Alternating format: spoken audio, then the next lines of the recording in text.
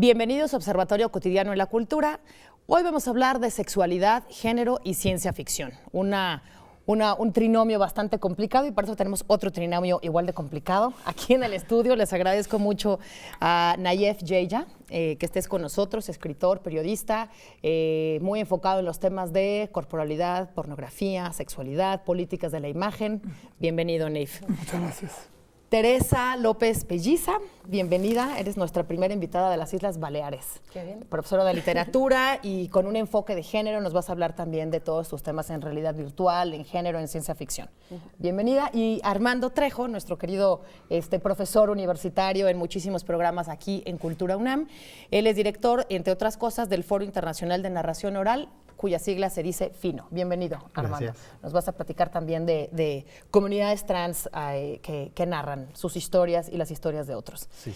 Me gustaría empezar, Nayef, contigo, con una clásica pregunta que no puedo omitir, que es ¿dónde están las fronteras y los límites entre el enfoque cuando decimos la palabra sexualidad, cuando decimos género, cuando decimos pornografía y erotismo? Wow. Más o menos, no es difícil, ya me pusiste. Pero son palabras que nombran cosas distintas. Exacto. Y que por momentos han nombrado lo mismo. Sí, por una perversión del lenguaje.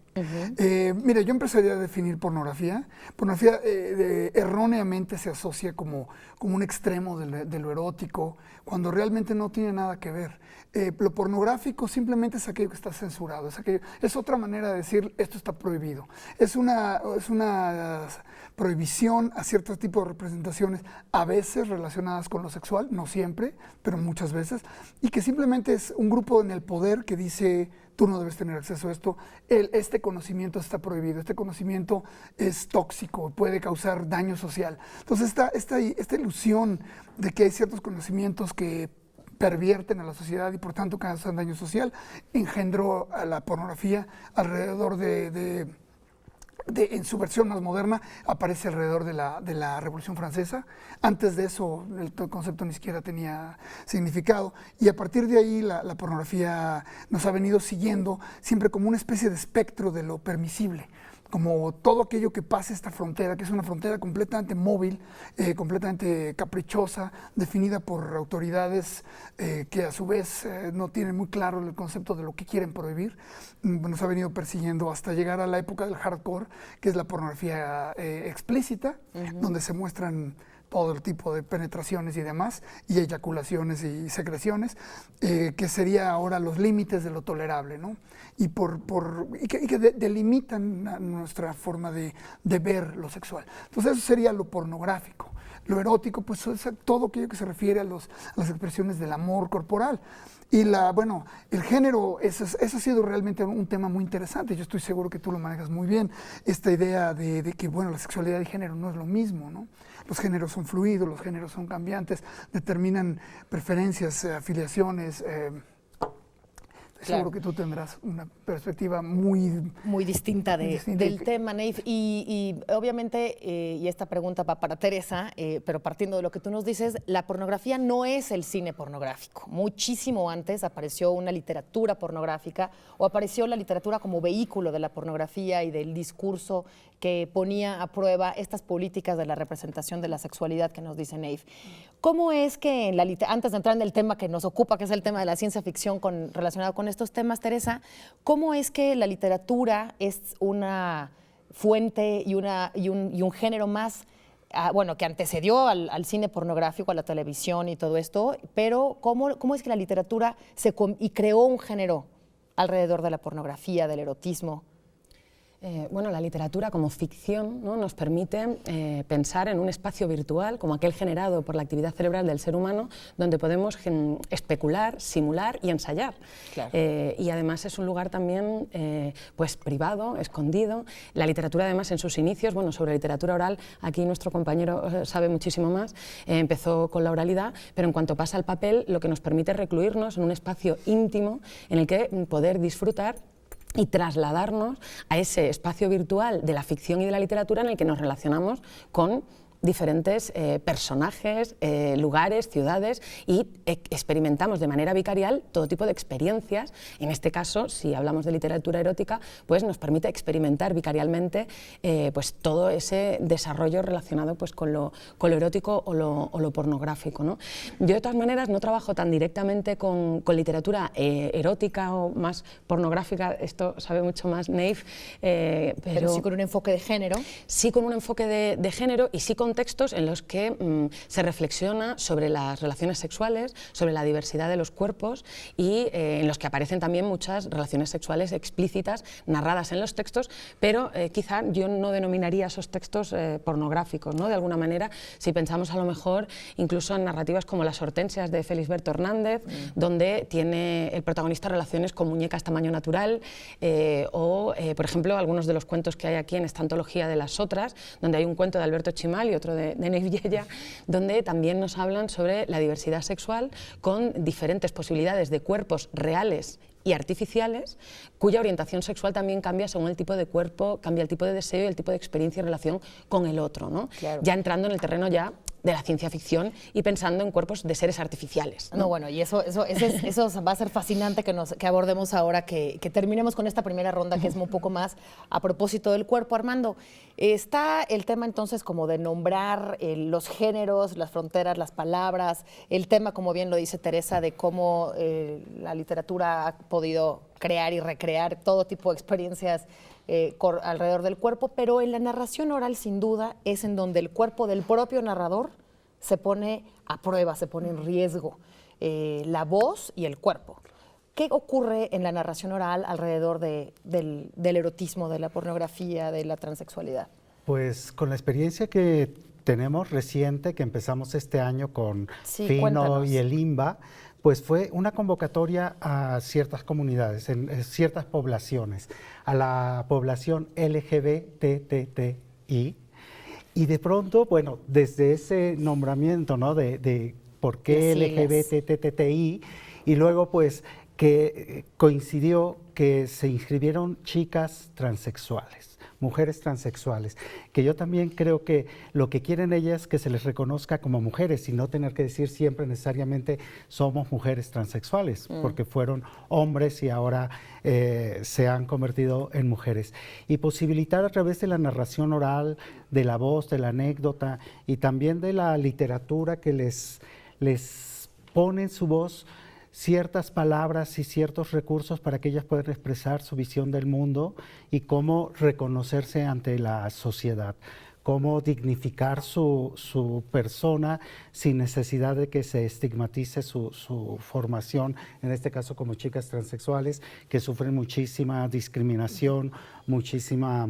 Más que la comunidad homosexual, Más ¿no? que la comunidad homosexual. Además, sí sabemos que México es el segundo país donde más se asesinan chicas transexuales, porque es como si no existieran, porque desde que no les asignan su género, en este caso desde la propia transición de ser hombres a que les reconozcan como mujeres, conseguir su pasaporte, su IFE, que es su carnet de identidad. Que es pues, una palabra fuerte, un claro, carnet de identidad. Un carnet de identidad. ¿Cuál es la identidad trans? Exactamente, entonces para ellas representa siempre una lucha constante, permanente, de enfrentamiento ante una sociedad muy prejuiciosa, donde quieren dignificar su presencia, donde ellas utilizan mucho la palabra visibilizarnos y no tener necesidad en una marcha descubrirse para que vean que tienen pechos o que se han operado, sino que a través de su palabra, como cualquier persona,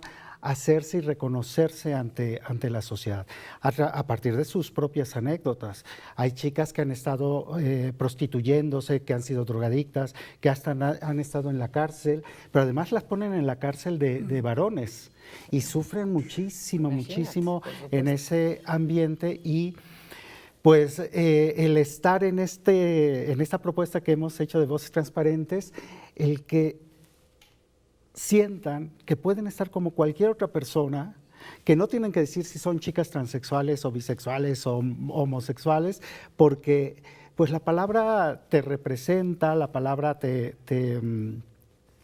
nombra, y eres una persona, Claro. más allá del género o de la orientación.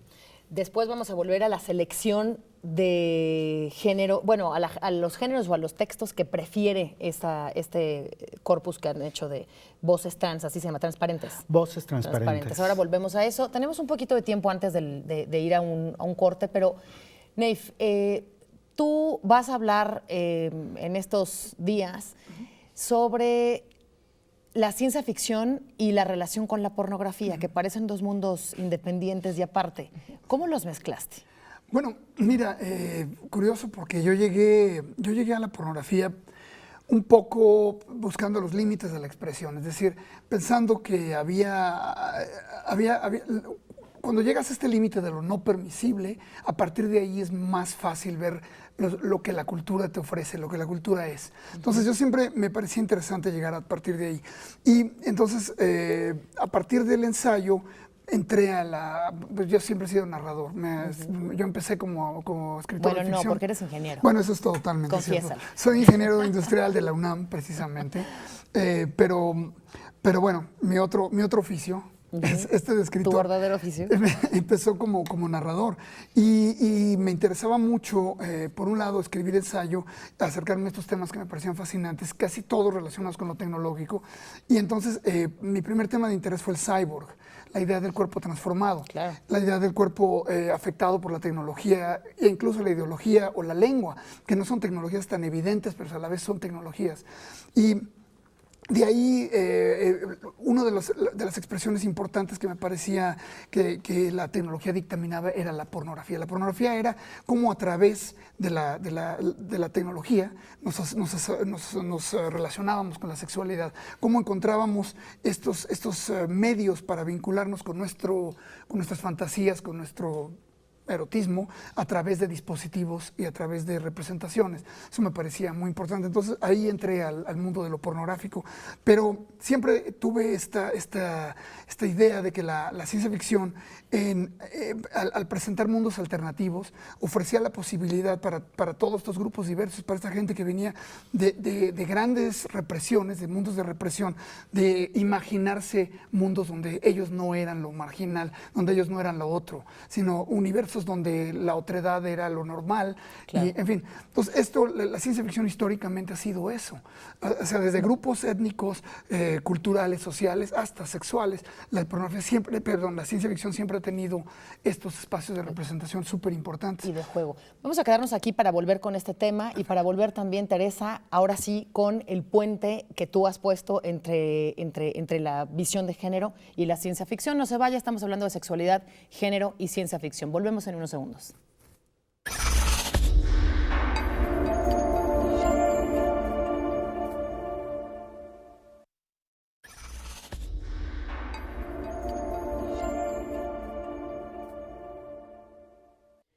Estamos de regreso en Observatorio en la Cultura y estamos hablando de sexualidad, género y ciencia ficción.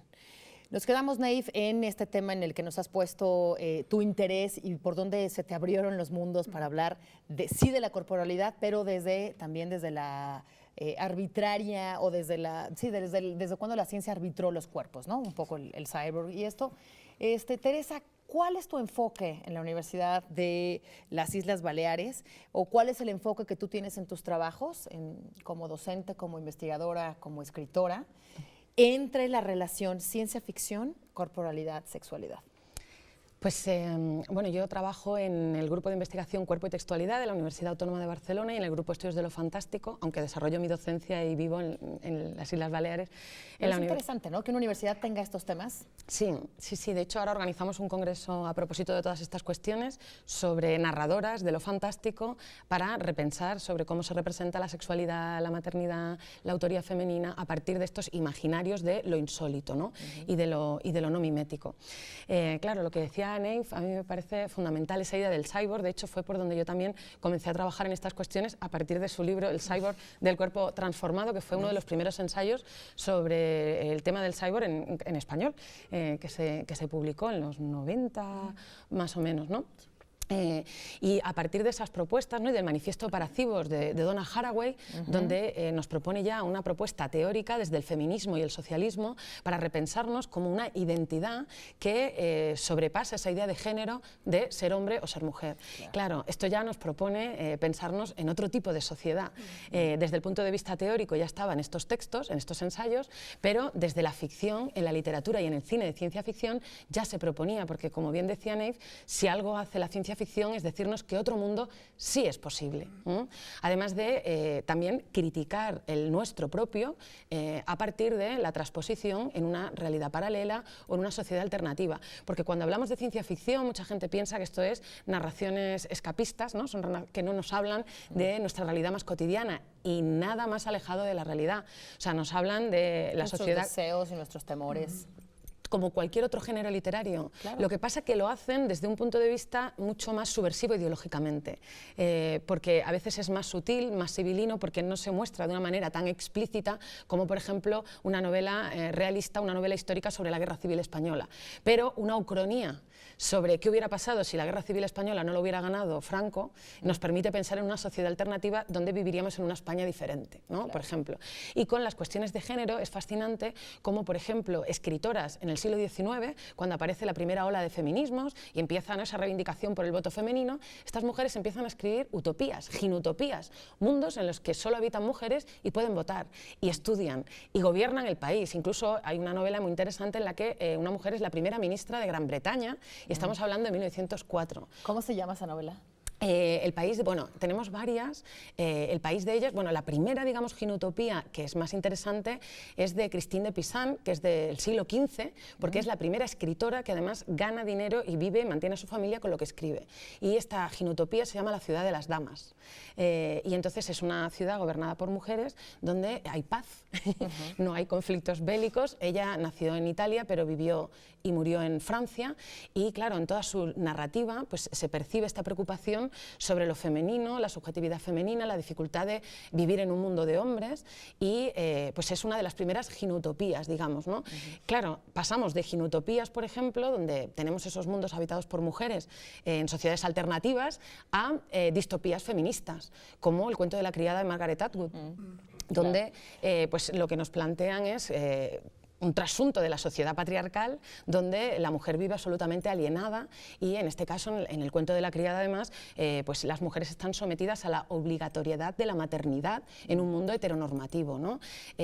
Pero, por ejemplo, por citar otro clásico, tendríamos La mano izquierda de la oscuridad de Ursula K. Le Guin, que es una de las escritoras de ciencia ficción pues más interesantes desde el punto de vista político, de la sexualidad y del género, que falleció recientemente. La mano izquierda de la oscuridad nos plantea un mundo en el que todos los seres que habitan ese planeta, el planeta invierno, son hombre y mujer en algún momento, y todos pueden ser, digamos, padre en algún momento y madre, todos pueden gestar sus cuerpos. Hay un momento en el que transitan a una sexualidad diferente y pueden gestar un embrión. Por lo tanto, todos tienen experiencia de ser madre, de ser padre, de gestar a un bebé, y la sexualidad va variando.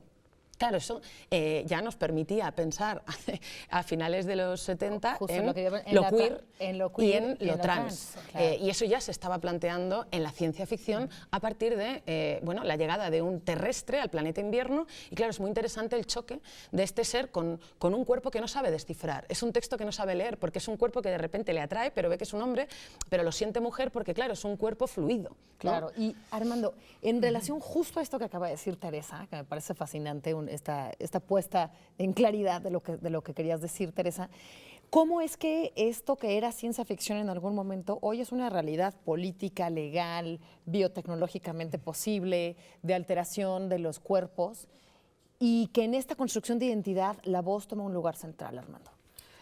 Pues es una transformación, ¿no?, de la propia sociedad, y en este caso de estas poblaciones. Y perdón, que no necesariamente están atentas a todo lo que acaba de decir Teresa. No, mira, por ejemplo, el grupo que tenemos, que conversaba con ellos, que pues no tienen una formación, no son gente necesariamente ilustrada, académicamente. Pues académicamente, pues están buscando, ahora en sus primeras lecturas que son muy elementales, pero algunas ya se ha contado un fragmento del Quijote, ¿no? Por ejemplo, y les ha inspirado muchísimo, en principio, también empezar a escribir a partir de sus propias vivencias, como ese camino entre la vivencia como niños, como chicos que sufrieron bullying en la escuela porque eran afeminados, y cómo de pronto a enfrentar a la familia y decir que quieren ser o se sienten mujeres y transformarse. Y a partir de la oralidad y de la palabra, porque si en principio solo estamos empezándoles a acercar a las letras y que puedan encontrar un estímulo de cambiar su propio discurso y de tener propiciarles un discurso que les acerque más a la sociedad sin principio, porque son algunas activistas de pronto agresivo, porque siempre están a la defensiva, sí, de que la ciencia ficción, las fuentes literarias y la propia tradición oral, porque hay cuentos de tradición oral donde, por ejemplo, un hombre que es un leñador cruza el río y de pronto se le cae el pene y se convierte en mujer, conoce a otro leñador y se enamoran, y ya no quiere volver a su lado masculino del otro lado del río, porque se ha identificado y le ha gustado. Entonces van buscando en estos relatos también una forma de explicar su realidad, de explicarse y de mostrarse ante el mundo. Claro. Neif, tenemos entonces esta comunidad, esta ciencia ficción, ¿y dónde está este puente que tú encuentras en las políticas, justamente lo tuyo, las políticas de la representación, entre esto ficcional y real, en el deseo, del deseo a la realidad? Mira, yo, como bien dijiste, soy ingeniero. Yo desde siempre tuve una gran afinidad por la tecnología me parecía algo fascinante, y nunca me imaginé que llegaríamos a vivir en una ciudad tecnocultural, una cultura tecnocultural como la que estamos ahora. Estamos totalmente inmersos en esta nueva percepción del mundo a través de todos nuestros dispositivos, a través de todas nuestras aplicaciones. Estamos viviendo a diferentes niveles, se ha vuelto real muchas de las visiones de ciencia ficción que yo no pensé que alcanzaría a ver en cuestión de nada. Es decir, que lo que yo planteaba en un principio como un acercamiento un poco teórico hacia la tecnología, de cómo la tecnología nos afectaba, nos influenciaba, cómo éramos objetos tecnológicos, siempre en transición, siempre en asimilación de nuevos dispositivos, se ha vuelto realidad mucho antes de lo que yo pensaba. Es decir, yo pensé que en algún momento tendríamos internets intercraneales, y bueno, ahora tenemos teléfonos celulares inteligentes, que es más o menos lo mismo, con la ventaja de no tener que pasar una cirugía para padecerlos. Entonces, creo yo que ya estamos en esta sociedad cibercultural que imaginamos posible en los 80s, ahora ya estamos viviéndola. Y ahora, ¿cómo se van articulando todas las cosas? Me parece totalmente natural. Yo te decía, mi trabajo se ha cifrado por tres vertientes. Uno, la idea del cuerpo transformado. Dos, la idea de la pornografía transformando la sexualidad en un espectáculo mediático. Y tres, el conflicto, la guerra como el resultado de la tecnología influenciando la confrontación y el discurso. Es decir, no hay guerra si no hay confrontación mediatizada, es decir, si no hay armas, y no hay guerra si no hay propaganda. Es decir, un discurso mediatizado convertido en un llamado a la legalidad o a la justicia o a la necesidad del combate. Entonces me parece que esos tres carriles que yo no puedo tratar exclusivamente desde el ensayo, los trato desde el ensayo, pero siempre se me resbala hacia los lados de la ficción. Siempre, continuamente estoy tocando la ficción en todos. De hecho, el último libro de cuentos que publiqué, que se llama Rebanadas, tiene varios cuentos que son todos el resultado de investigaciones que yo venía haciendo, tanto en pornografía como en estudios culturales, como en los medios, que terminaron más bien sirviéndome como ficciones, porque creo que se expresan mejor. Ya.